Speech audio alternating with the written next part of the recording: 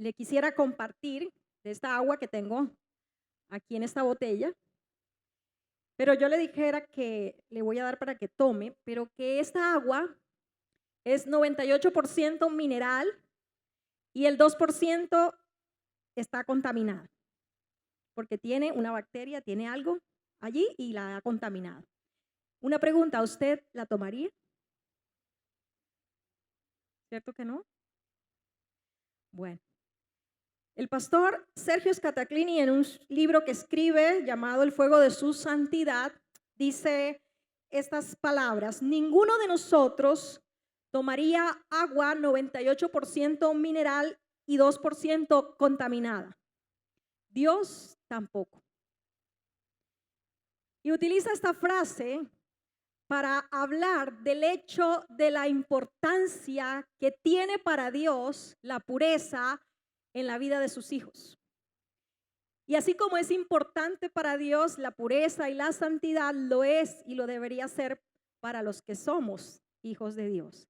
La semana anterior estuvimos hablando acerca de lo que significa ser hijos de Dios. Y hablamos que un hijo de Dios es aquel que ha nacido de Dios. Pero no podemos nacer de Dios si primero no reconocemos que necesitamos salvación. Que Dios envió a su Hijo Jesucristo a morir por nuestros pecados para que nosotros pudiéramos tener vida eterna cuando creemos en Él. Y Juan dice en el Evangelio que lleva su nombre en el capítulo 1, más a todos los que le recibieron, los que creyeron en su nombre, les dio potestad de ser hechos hijos de Dios. Y eso fue lo que hablamos la semana anterior, pero hoy vamos a continuar acerca de el ser hijos de Dios, que no solamente se trata de haber nacido de nuevo y que ya somos hijos de Dios, o que si no has nacido de Dios, Dios desea que nazcas de nuevo y que tengas la vida de Él en ti.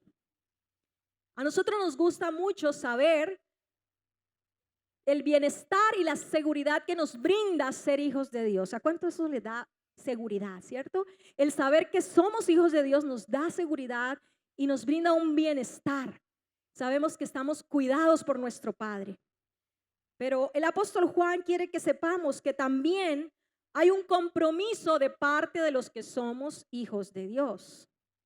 Los que tenemos hijos en este lugar sabemos que protegemos a nuestros hijos, les cuidamos, le proveemos para sus necesidades, los amamos, pero también ellos tienen compromisos dentro del hogar. Tienen responsabilidades como hijos. Y el apóstol Juan nos quiere hablar en el mismo pasaje en que estuvimos la semana anterior. Vaya conmigo, por favor, a la primera carta del apóstol Juan, capítulo 1. Y vamos a leer, capítulo 3.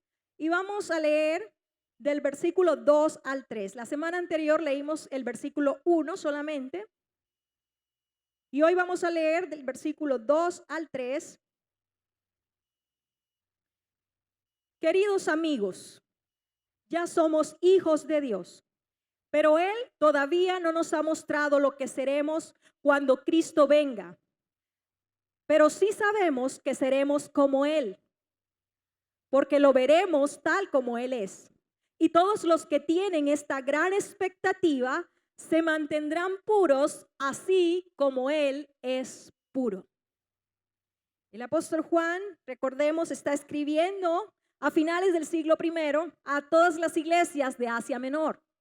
Iglesias que habían sido influenciadas a finales del siglo I por el pensamiento filosófico religioso del gnosticismo. Eran las raíces en ese tiempo de lo que se conoció siglos después como el gnosticismo. Ellos pensaban que tener el conocimiento de lo divino era lo más importante. Y por eso la palabra gnosis en griego significa conocimiento. De allí viene la palabra gnosticismo. Que lo más importante era tener el conocimiento de lo divino y que podíamos con nuestro cuerpo hacer lo que quisiéramos. Ese era el pensamiento que se filtró en el pensamiento cristiano de la primera iglesia a finales del siglo I. Y el apóstol Juan escribe esta carta para decirle a aquellos que decían tener un conocimiento de Dios y que además decían que era un verdadero conocimiento, el apóstol Juan les dice, si ustedes afirman tener un verdadero conocimiento de Dios, sus vidas, su conducta, su comportamiento debe ser consecuente a que verdaderamente conocen a Dios. Pero si alguien dice, es lo que Juan dice a lo largo de su carta, si alguien dice que conoce a Dios pero no vive como Jesús vivió, el tal es mentiroso y no está la verdad en él. Son las palabras de Juan en los capítulos de esta carta.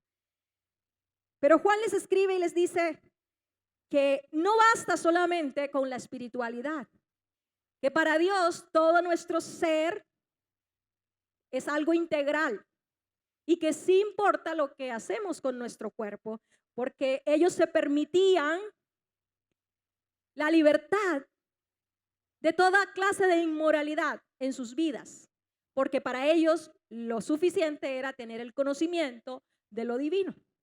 Así que Juan quiere que sus oyentes entiendan algo y comprendan dos cosas importantes que nos llevan a entender que esa posición, esa condición que Dios nos ha dado ahora en su hogar eterno, tiene un compromiso de parte nuestra.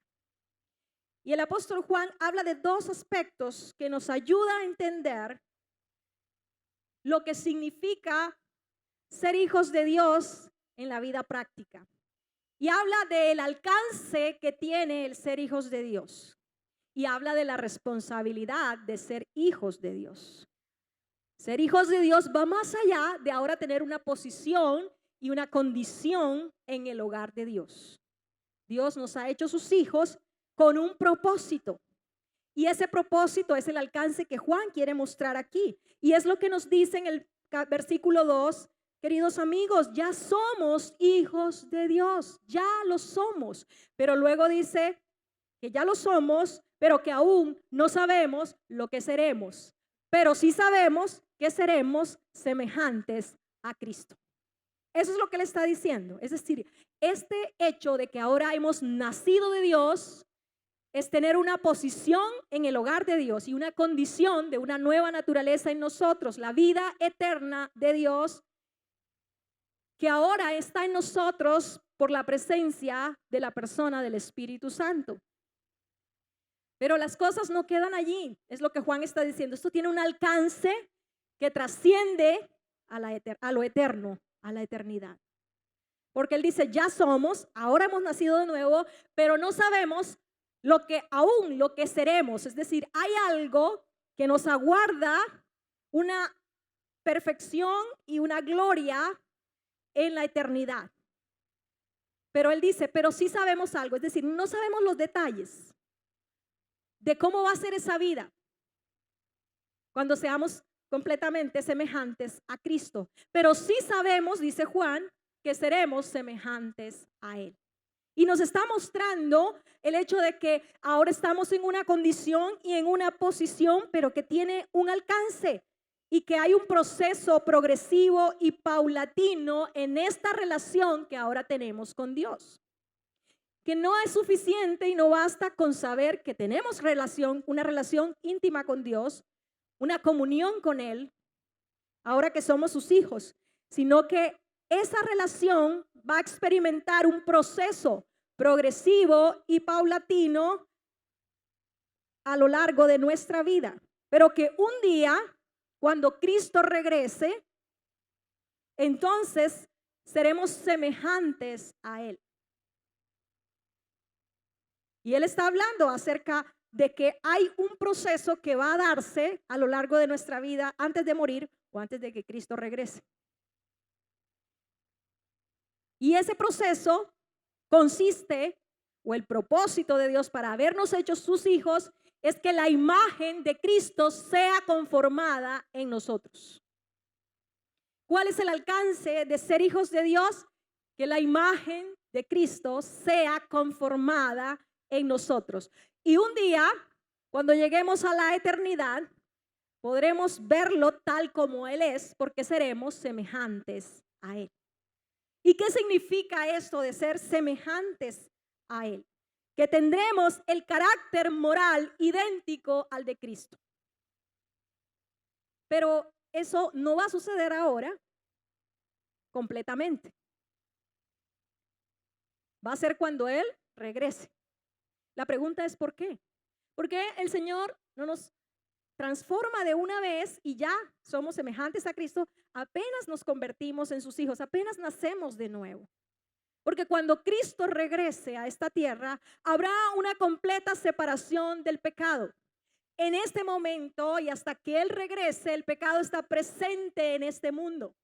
Y aún estamos luchando en nuestras vidas con el pecado. Pero aún así, Dios quiere que entendamos que es importante este proceso y que asumamos un compromiso y seamos responsables en lo que implica ese proceso progresivo y paulatino para que un día podamos reflejar la semejanza de Cristo, ser moralmente idénticos a Él. Pero Dios quiere que aún en medio de nuestra imperfección y de nuestros fallos que tenemos en esta vida, donde aún no se ha dado la redención gloriosa de los hijos de Dios, que habla Pablo en la carta a los Corintios, mientras tanto, nosotros debemos comprometernos con Dios en ser responsables de vivir para Él una vida consagrada a Él. ¿Quiere que vaya conmigo a la segunda carta a los Corintios, capítulo 3, versículo 18? Segunda carta a los Corintios, capítulo 3, versículo 18. El apóstol Pablo en este versículo nos muestra cómo se da ese progreso y hacia dónde apunta, lo mismo que dice el apóstol Juan. Así que todos nosotros, a quienes nos ha sido quitado el velo, ¿qué representaba el velo? La separación entre nosotros y Dios, esa comunión. Ese velo ha sido quitado. Ahora somos hijos de Dios, podemos tener comunión con Dios, entrar a la presencia de Dios, podemos ver y reflejar la gloria del Señor. El Señor, quien es el Espíritu, nos hace más y más parecidos a Él. Es lo que dice Pablo. A medida que somos transformados a su gloriosa imagen. El apóstol Pablo también dice en la carta a los Romanos que la creación entera gime con dolores de parto, esperando la redención gloriosa de la creación y de los hijos de Dios. ¿Cuál será esa redención gloriosa? Cuando ya no tengamos que batallar con el pecado, cuando ya el pecado esté completamente separado de nosotros, cuando seamos semejantes a Cristo y podamos verlo tal cual Él es. ¿Y sabe por qué lo vamos a poder ver tal cual es? Porque somos semejantes a Él, porque seremos semejantes a Él. Pero lo que quiere el apóstol Juan al mostrarnos este alcance que tiene el ser hijos de Dios es que entendamos que nosotros estamos comprometidos con esta nueva condición y esta nueva posición de que ya la vida eterna de Dios está en nosotros. Por eso el apóstol Juan dice, ya somos hijos de Dios. Seremos semejantes a Cristo completamente cuando Él regrese. Pero la pregunta es, ¿estamos viviendo como si Jesús regresara? ¿Estás viviendo como si Jesús regresara? ¿O será que a veces nos estamos apegando tanto a este mundo, a las cosas terrenales, como si Él no regresara? Porque es importante el panorama que nos muestra Juan. Ya somos hijos de Dios, qué bueno tener ese bienestar, esa seguridad, disfrutar la bendición espiritual que Dios nos ha dado. Pero también eso implica que va a haber un proceso que ya empezó. No será ya en la eternidad donde vamos a empezar, ya empezó. Y empieza desde el momento en que nacemos de nuevo. Empieza un proceso de transformación y de parecernos un poquito más cada día a Cristo. Y a veces el pensar en parecernos a Cristo puede sonar como algo altruista. Pues quiero decirle, es altruista y tenemos un llamado a ser altruistas. Porque la vida de Dios ha entrado en nosotros. para que ahora podamos hacer la voluntad de Dios.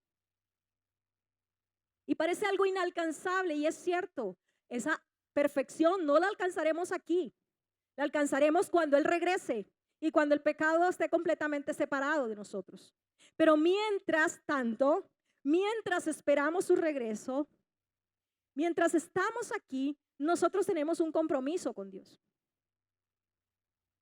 Y es rendirnos a Él para que por la obra del Espíritu Santo, cada día, a medida que Él va gobernando y controlando nuestras vidas, podamos parecernos un poco más a Cristo. ¿Cuántos sueñan con un mundo así como lo describe la palabra? Que ese día llegue donde ya no haya luchas con el pecado, no hayan tentaciones. ¿Cuántos anhelan esto, cierto? ¿Cuántos anhelan que haya paz, que no haya pleitos, que no haya violencia, sufrimiento o enfermedad? Ese día va a llegar cuando Jesús regrese. Pero lo que Juan nos está diciendo es el alcance que tiene, pero en el trayecto, mientras esperamos a Jesús, nosotros podemos empezar a hacer la voluntad de Dios ya en nuestro entorno limitado. En tu casa como padre, en tu casa como esposo, como esposa, en tus relaciones personales, en tu trabajo, en el rol que tengas, puedes empezar a hacerlo. ¿Vas a fallar? Sí, claro, porque estamos todavía en un estado de imperfección. Pero el que estemos en un estado de imperfección no debería justificar el hecho de que no hagamos nada, porque ya tenemos el Espíritu Santo y podemos empezar a hacer la voluntad de Dios. Él nos fue dado como una provisión a cada creyente, por eso el Espíritu Santo es el don de Dios. Es las arras, la garantía de que somos hijos de Dios. De que ahora podemos hacer la voluntad de Dios, aún en nuestras imperfecciones, aún en nuestros fallos. Y podemos empezar a hacerlo, a hacer la voluntad de Dios. Ahorita cantábamos, Señor, venga tu reino. Y que tu voluntad se haga aquí en la tierra como se hace en los cielos. ¿Es eso real para ti, además de ser la letra de una canción? ¿Es eso real para mí? Es bueno reflexionar si realmente estamos viviendo como si Jesús regresara y que anhelemos ese regreso. Desde ya estamos llamados a pensar como Dios piensa, porque la vida de Dios ya entró en nosotros. Si eres un hijo de Dios, si has nacido de nuevo, la vida de Dios está en ti y tienes un llamado a pensar como Dios piensa.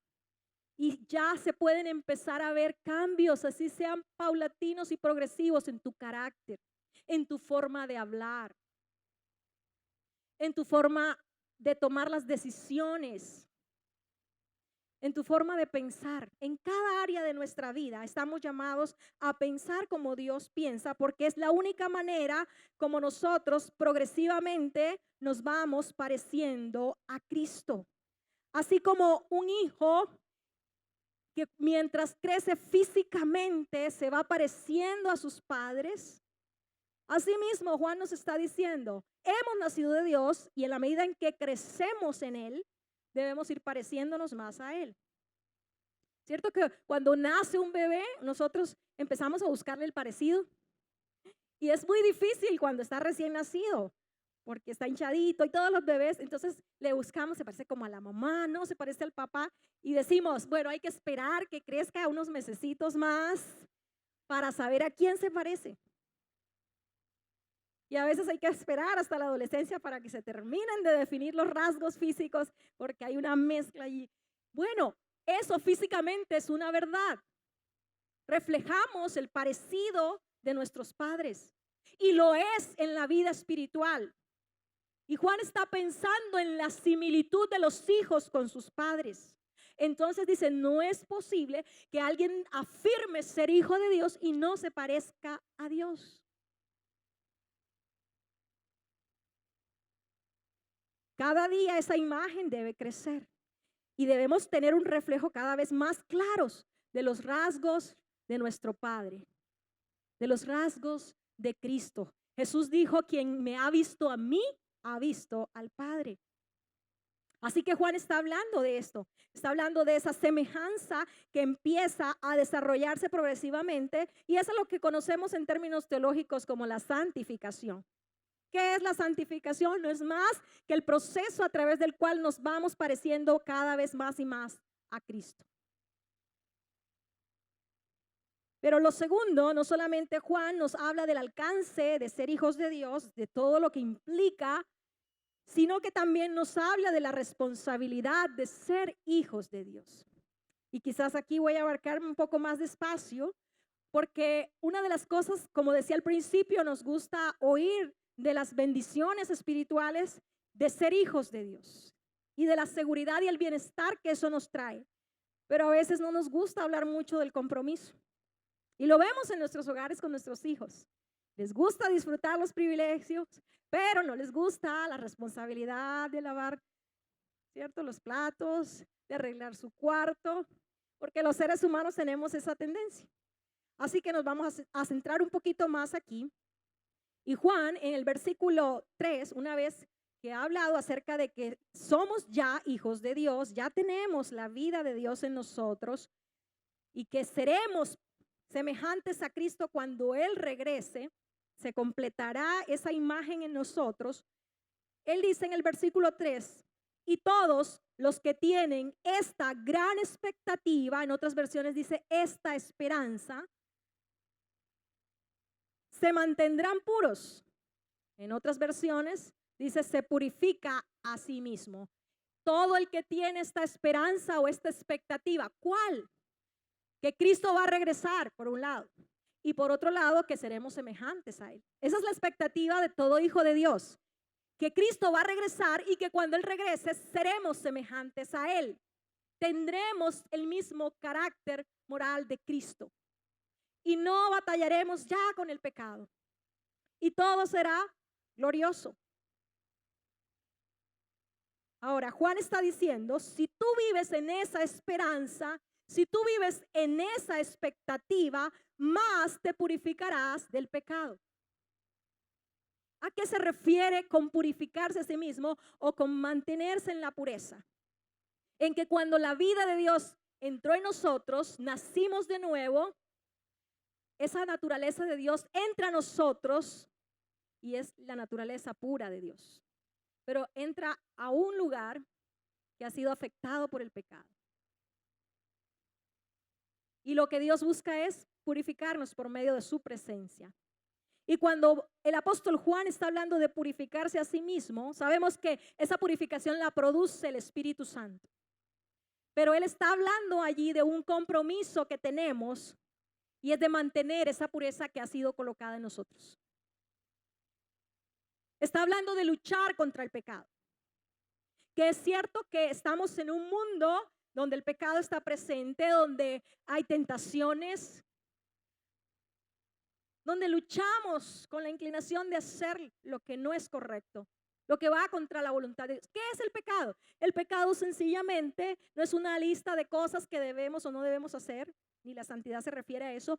Cuando hablamos del pecado, hablamos de todo lo que es contrario a la voluntad de Dios, todo lo que es contrario a como Dios piensa, referente a cualquier tema, a cualquier área de nuestra vida.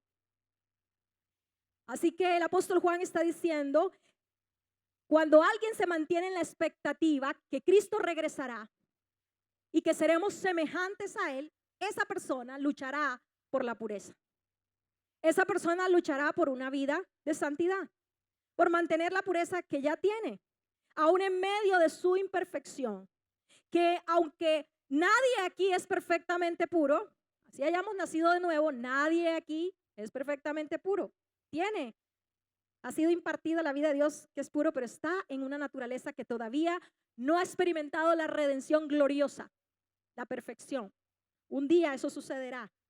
Pero aquí, antes de morir, si Cristo no ha venido, ninguno es perfectamente puro. Ni lo será hasta que Cristo regrese. Pero como hijos de Dios, sí debemos anhelar serlo. Sí debemos anhelar ese día. Y cuando vemos nuestros errores y todavía nuestras falencias, decir, dolernos, Señor, no estoy conforme. con todavía no parecerme a ti en esto. ¿Cuánto nos pasa a veces en medio de nuestro carácter, en cosas tan sencillas como nuestro carácter y la forma como nos relacionamos con otros? Y a veces tenemos situaciones incómodas y sentimos aquí en nuestro corazón, no debía haber hablado así, no debía haber dicho esto, ¿cierto? Es el Espíritu Santo allí hablando a nuestro corazón y purificándonos. Y muchas veces nosotros nos dejamos llevar por nuestras pasiones y nuestras emociones porque no dejamos que Él controle esas áreas. Pero aún a pesar de eso, cuando Él nos redarguye y sabemos que no hicimos las cosas bien y que no nos comportamos o no hablamos bien y no dijimos las cosas como eran, entonces Él espera que nosotros reflexionemos y pensemos en que debemos anhelar parecernos más a Cristo y que en otra situación como esa podamos escuchar su voz y dejar que Él controle nuestro carácter. Así que el apóstol Juan nos está diciendo que como hijos de Dios, nosotros debemos luchar contra el pecado ahora, aquí en este mundo que es donde está. Y eso habla acerca de mantenernos en la pureza que ya Dios nos ha otorgado en el Espíritu Santo. Por eso la tercera persona de la Trinidad, el título que recibe es el Espíritu Santo, porque Él es el que hace la obra en el plan de redención en los hijos de Dios de santificarnos. Él nos hace santos por posición cuando nacemos de nuevo. ¿Qué significa esto? La palabra santo en su connotación literal traduce separado. Ahora, ¿separados de qué? Bueno, la santidad significa en primera instancia que Dios nos ha separado cuando nacemos de nuevo. Ahora somos sus hijos, ahora le pertenecemos a Él porque hemos entregado nuestra vida incondicionalmente a Él y Él nos ha sellado con el Espíritu Santo como su propiedad. Si somos propiedad de Dios, entonces debemos hacer la voluntad de Él como nuestro dueño. Fuimos comprados por la preciosa sangre, dice la carta a los Hebreos, no con oro ni con plata, sino con algo más precioso que es la sangre de Cristo. Y ahora le pertenecemos a Él. Y como le pertenecemos a Él, estamos llamados a hacer la voluntad de Dios. Pero Dios no solamente nos dio un estándar para vivir, sino que nos proporcionó el poder para vivir en santidad. No será una pureza perfecta, pero sí que cada día luchemos. Y entre más aprendamos a resistir la tentación, pues más vamos desarrollando ese carácter de Cristo. Así que no es una opción la santidad para el cristiano. Para el cristiano no es una opción ser santos o mantenernos en pureza o luchar contra el pecado. Es un principio de vida del Hijo de Dios, de los hijos de Dios, de todo cristiano. Luchar contra el pecado es un principio de vida de todo aquel que ha nacido de nuevo. No es una opción. Quiere decir esto que lucharemos contra el pecado en todas las áreas de nuestra vida. Los gnósticos del primer siglo o las raíces del gnosticismo que habían permeado las iglesias de Asia Menor en los tiempos de Juan, hablaba de que solo en la espiritualidad había que ser devoto y había que solamente conocer lo divino. Pero en áreas de su vida, especialmente, sentían la libertad de hacer toda clase de inmoralidad, porque para ellos el cuerpo podía hacer lo que quisiera. Lo importante era lo espiritual. Pero Juan está diciendo, no, Dios nos ve de manera integral y todo nuestro cuerpo y nuestro ser está unido. Por lo tanto, debemos ser santos o luchar contra el pecado en todas las áreas de nuestra vida. En las palabras que pronunciamos, por ejemplo. A veces vemos cristianos con muchos años en la vida cristiana y todavía se les salen unas palabras groseras o vulgares porque es que todo el mundo las dice, eso ya es normal. Somos hijos de Dios. Y la pureza está en todas las áreas de nuestra vida. Y hay un compromiso de mantener la pureza. En las decisiones económicas, en tus prácticas sexuales, en todas las áreas, en las actividades de entretenimiento. A veces pensamos que solo en que el hecho de no participar en ninguna inmoralidad. Pero resulta que a veces el entretenimiento que muchos cristianos ven está lleno de inmoralidad. En la planificación de tus vacaciones. Hay algunos que la devoción se va en las vacaciones. Es muy fácil ser santo y mantener la pureza en la iglesia mientras cantamos los coros, pero allá afuera nos vamos a enfrentar a las tentaciones, a todo lo que el ser humano le atrae en sus sentidos físicos y que en muchos casos va contra la voluntad de Dios. Así que es en todo, dígale a la persona que tiene a su lado, en todo. Estamos llamados a pensar como Dios piensa en todo, en todas las áreas de nuestra vida. ¿Y cómo sabemos cómo piensa Dios? Pues Él ha dejado sus pensamientos aquí. Y el Espíritu Santo los utiliza cuando nosotros necesitamos tomar decisiones.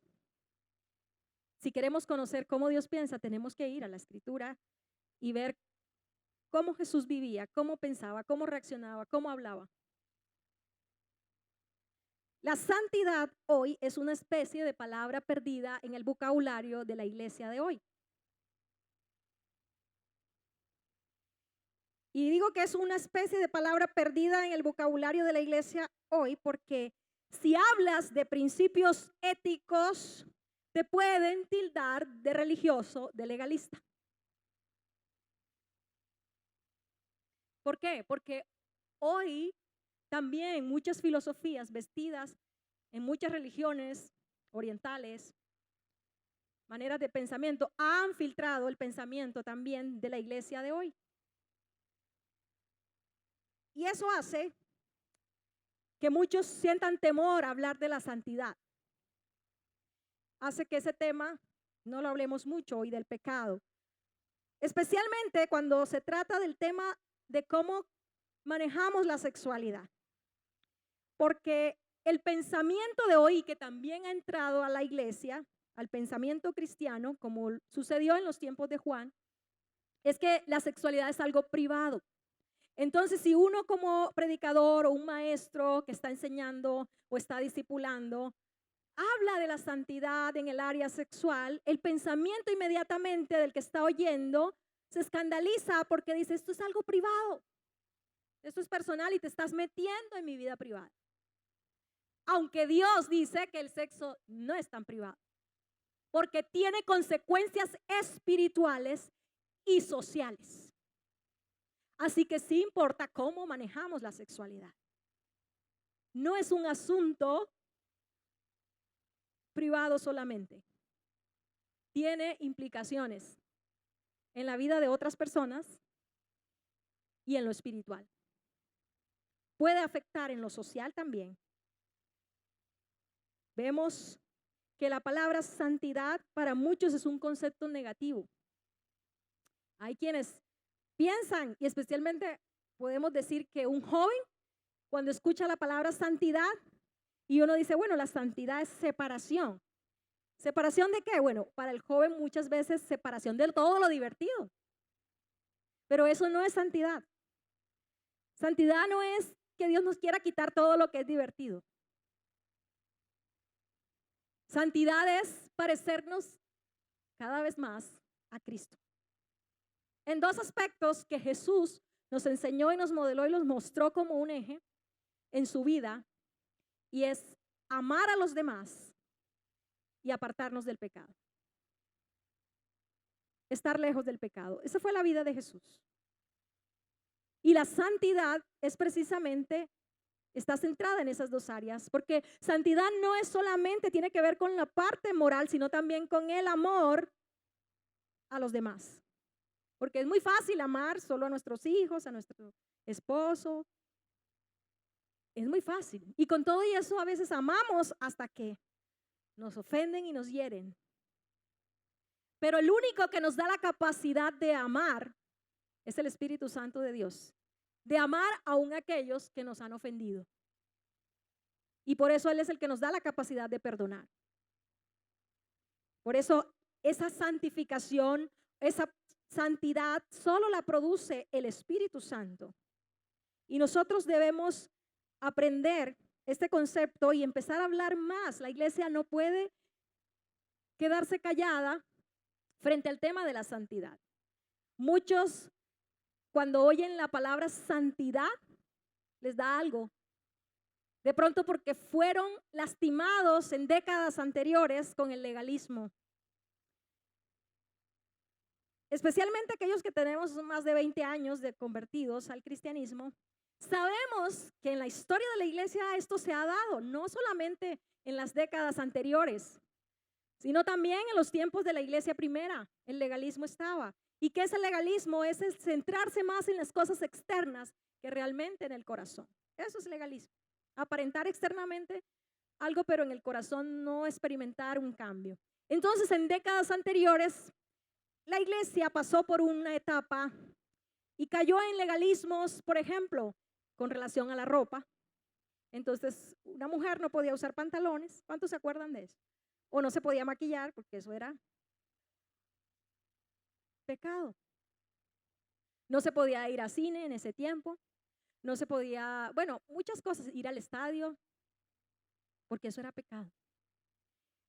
Entonces muchos fueron lastimados con ese legalismo, pero ahora se han ido al otro extremo, que es igual de grave que el legalismo, y es el liberalismo. Y la iglesia en este tiempo ya no está pasando por una etapa de legalismo, sino de liberalismo, que es igual de terrible. Porque desvirtúa el plan de Dios para los seres humanos en la salvación. Y entonces, está bien, antes se centraba mucho en el tema de la ropa y del decoro, pero ahora nos hemos ido al otro extremo y ahora no importa, puedes ponerte lo que quieras. Así expongas más allá de tu cuerpo. Antes el legalismo decía, es malo ir al cine. Ahora el liberalismo dice, eso no es malo, puedes ver lo que quieras, puedes ver lo que quieras y no evaluamos ni siquiera lo que estamos viendo en el entretenimiento. Entonces nos ufanamos de decir, no somos legalistas, pero nos hemos ido a otro extremo, que es el liberalismo. El liberalismo dice, ya no estamos bajo la ley. Estamos bajo la gracia. Y sucedió en el tiempo en que Pablo escribe a los Gálatas, lo mismo. El legalismo había lastimado a muchos porque muchos querían judaizar la iglesia. Y entonces se fueron al otro extremo y ahora Pablo les dice, ¿utilizaremos la gracia para pecar? En ninguna manera. Así que es lo mismo que sucedió allá en tiempos de Pablo, lo que estamos viendo hoy. Si alguien habla de pureza, de santidad, es religioso, es legalista. Pero nos hemos olvidado que el otro extremo también es delicado.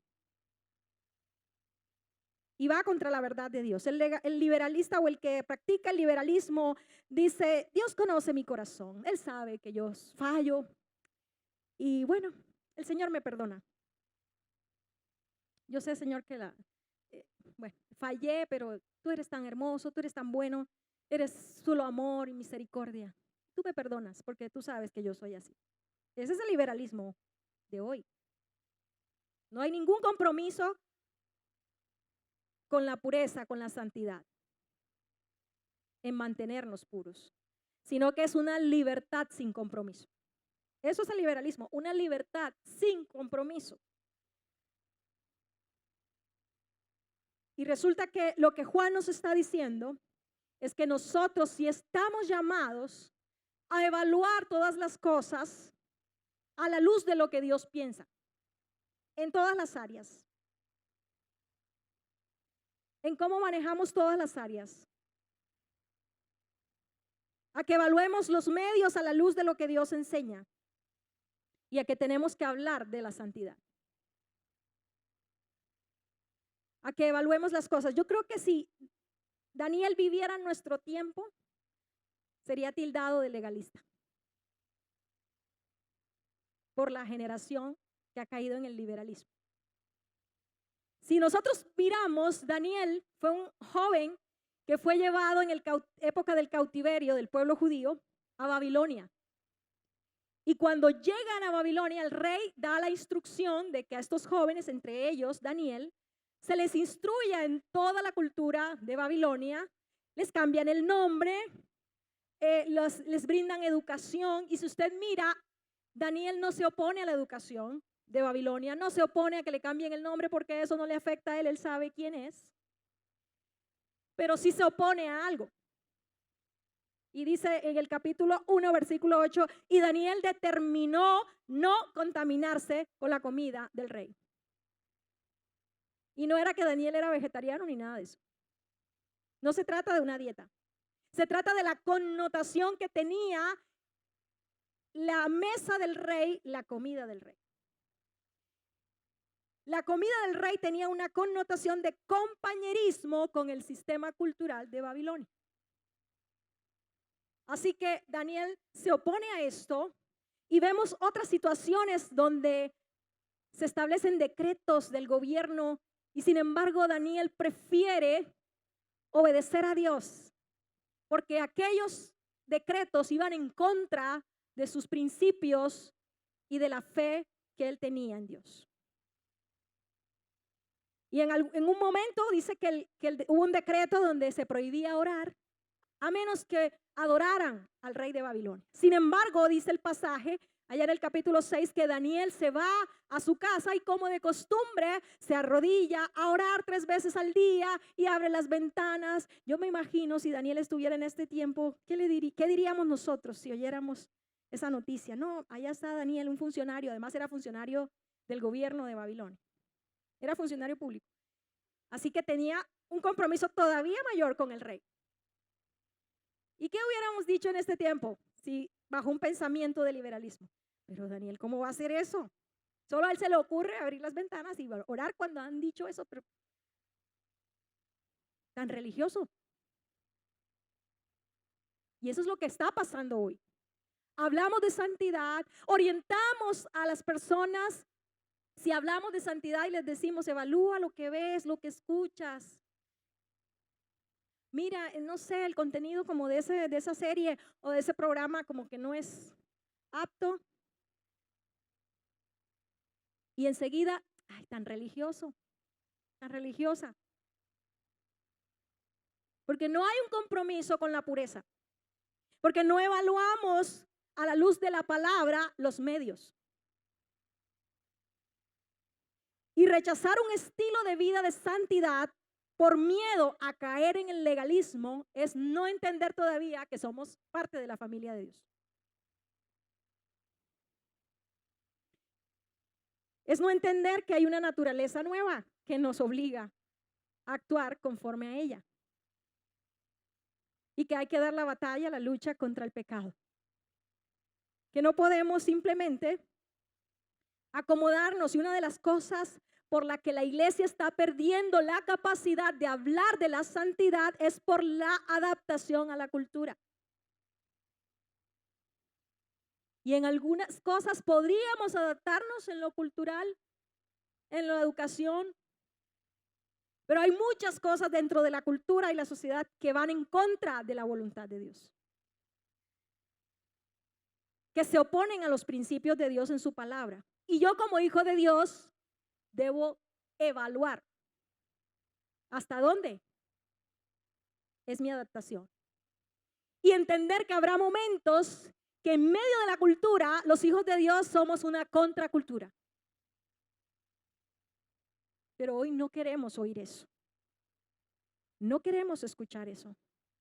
Porque la santidad se ha convertido en un concepto ajeno a los oídos de la iglesia de hoy. Y lo que Juan está diciendo es que eso es parte de la dinámica de la vida de un hijo de Dios. La pureza y la santidad solo la produce el Espíritu Santo y es imposible por el esfuerzo humano. Quien reproduce el carácter de Cristo en nosotros es el Espíritu Santo.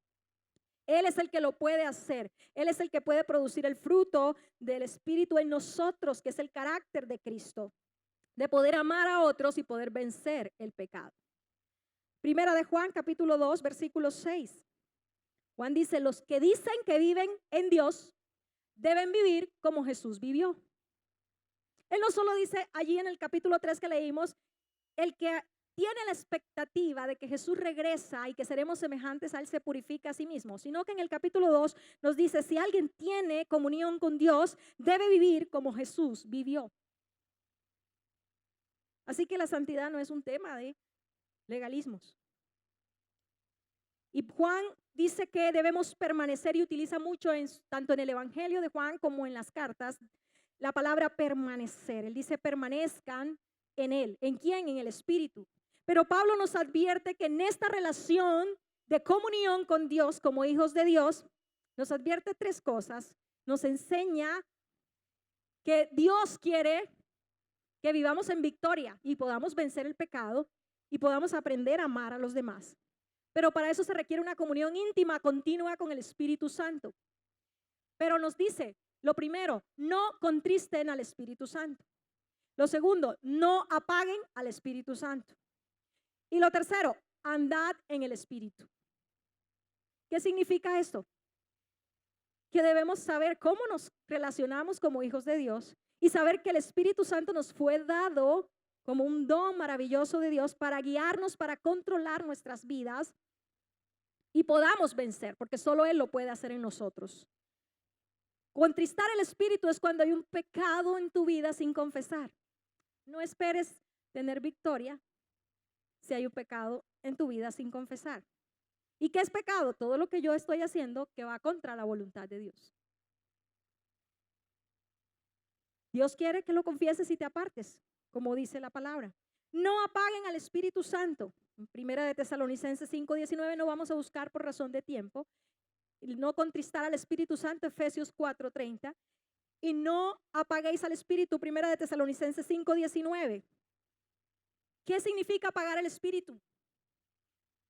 Hay muchas veces o algunos que han relacionado o han asociado el apagar el Espíritu cuando impedimos o se impiden las manifestaciones del Espíritu Santo dentro de la iglesia.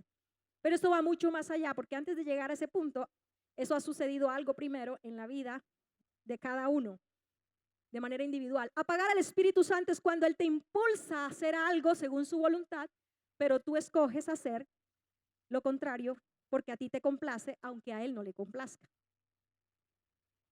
Un ejemplo, yo estoy viendo algo, un programa, y de pronto el Espíritu Santo me da el impulso, no, pues, como que el contenido es algo que no agrada a Dios. Pero digo, bueno, esperemos que pase esa escena y seguimos porque la película está buena y a mí me gusta. Yo sentí un impulso de que algo no le agrada a Dios, pero deseo complacerme a mí mismo antes que a Él. Eso no es religiosidad, no es legalismo, es el Espíritu Santo ayudándote a que mantengas la pureza de Dios en ti. Él no te va a obligar a que apagues el televisor o no veas esto o aquello o el computador. Él no te va a obligar, pero va a estar apagado. ¿En qué sentido? Lo que está hablando el apóstol Pablo es la metáfora del fuego. Enciende, aviva, consume. Cuando no hacemos la voluntad del Espíritu y el impulso que Él nos llama a hacer, aun cuando nos está impulsando a orar, pero decimos, no, es que tengo tantas cosas que, no, yo tengo que terminar. Ahí lo estamos apagando la pasión por las cosas de Dios en nosotros. Estamos apagando el fervor. Y entonces después preguntamos, ay, no sé, esa pesadez para orar. Ay, yo entro a orar y no siento nada, no siento a Dios. Porque venimos en un proceso de hacer más lo que nos complace a nosotros que lo que complace al Santo Espíritu, al puro Espíritu de Dios. Andar en el Espíritu es dejarte conducir por el Espíritu Santo en toda área. Pídele a Él que te guíe en todo y vas a aprender a andar en el Espíritu. Miren, esas vidas impactantes que leemos muchas veces en biografías de grandes hombres usados por Dios en avivamientos o que fueron muy devotos y decimos, ay, tan lindo esa persona, yo quisiera ser así. Pues quiero decirte que esas personas fueron rendidas al control del Espíritu Santo. Y la palabra de ser controlados. Cuando usted saca a su mascota al parque, lo saca con una cuerdita, tiene que controlarlo, además depende de la raza. Si ve a otros, sale disparado y usted tiene que tener la cuerda para controlarlo. Le pregunto, ¿usted lo va a poder controlar si le pone la cuerda y no la agarre la cuerda? La Biblia nos habla a nosotros que nosotros debemos ser controlados por el Espíritu Santo. Y podemos decir que esa cuerdita que usa el Espíritu Santo en nosotros es la palabra de Dios para hacernos caer en cuenta, para darnos el impulso o para frenarnos. Pero muchas veces nosotros no le permitimos que Él controle nuestras vidas. ¿Estás rendido al Espíritu Santo? Porque es la única manera en que vivas en victoria, es estando rendido a Él, siendo direccionados por el Espíritu Santo. Y algunos conocen al Espíritu Santo de forma doctrinal, es decir, saben quién es la tercera persona de la Trinidad, lo definen, hablan de sus dones, de sus acciones, pero no le conocen personalmente.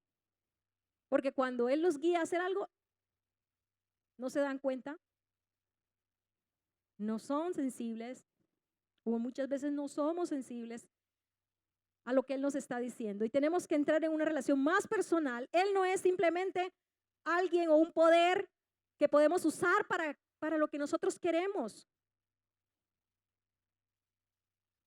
Él quiere dirigir nuestras vidas para nuestro bienestar. El salmista dice, la santidad conviene a tu casa. ¿Cuál es tu casa? Tu vida, pero también es el pueblo de Dios. Y Pablo dice, cuando un miembro se afecta, todo el cuerpo se afecta. Y nosotros debemos mantener ese llamado a luchar contra el pecado, aún como iglesia. Porque hacemos lo que nos complace, no tenemos en cuenta lo que complace al Espíritu Santo, porque la santidad es complacer a Dios, porque lo amamos. Y nos complacemos a nosotros mismos y no complacemos a Dios en lo que Él piensa, en lo que Él ha dicho y ha establecido, pero sin embargo le exigimos que se manifieste en nuestra vida y en la iglesia. Dios nos está llamando a la santidad y a que nosotros también como iglesia entendamos que nos conviene la santidad, que es la voluntad de Dios. Y Primera de Tesalonicenses 4, del 4 al 7, habla de que la voluntad de Dios es nuestra santificación y que debemos apartarnos del pecado porque Él se agrada en la santificación de sus hijos, en que mantengamos la pureza. Y si nuestra ética no se fundamenta en el carácter santo de Dios, vamos a estar regidos por el código de ética del pluralismo en el que estamos viviendo. ¿Sabe cuál es el pluralismo? Un ejemplo. El pluralismo de hoy dice, todos sabemos que es malo fumar, que fumar es malo, que fumar es dañino, ¿cierto? Todos lo sabemos.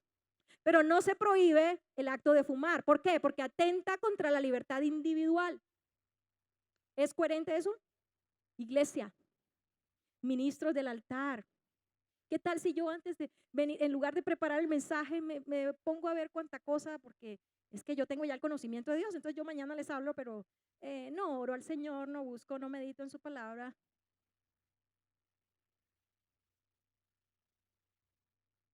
Creo que muchos no estarían contentos con eso. Pero eso lo tenemos que hacer todos. Sí afecta lo que hacemos individualmente y personalmente como cuerpo. Los ministros del altar. Sí afecta. Necesitamos mantener la pureza para ministrar pureza. La vida de Dios fluyendo. Y todos, ¿quieres en tu casa ver la armonía, hacer la voluntad de Dios y mejorar en muchas áreas? Mantén la pureza y de seguro podrás reflejar el carácter de Cristo cada día más. El mundo está cansado de discursos. El mundo no necesita más discursos sobre Cristo. nos urge mostrar que los cristianos somos diferentes y que aún por eso vamos a ser rechazados. Sin sufrimiento no hay gloria, y Jesús lo evidenció en la cruz. Porque nosotros queremos la gloria sin sufrimiento. Y el sufrimiento de este tiempo en el mundo, que los valores morales cada vez escasean más, es precisamente que seas tildado de religioso por causa de mantenerte en la pureza, por causa de evaluar lo que oyes, lo que ves, lo que lees. Ese es el llamado que Dios nos hace como hijos. Hay un propósito: que la imagen de Cristo sea formada en nosotros hasta que Él regrese. Hay un llamado a nosotros a pensar como Dios piensa en todas las áreas de nuestra vida, y que cada día nuestra vida pueda glorificar a Cristo. No es suficiente con que tengas el conocimiento de la Escritura, sino que vivas realmente lo que crees. Y eso se va a evidenciar cuando te mantienes luchando contra el pecado, cuando te mantienes puro, dando la batalla, sabiendo que Dios te ha dado la capacidad por medio del Espíritu Santo.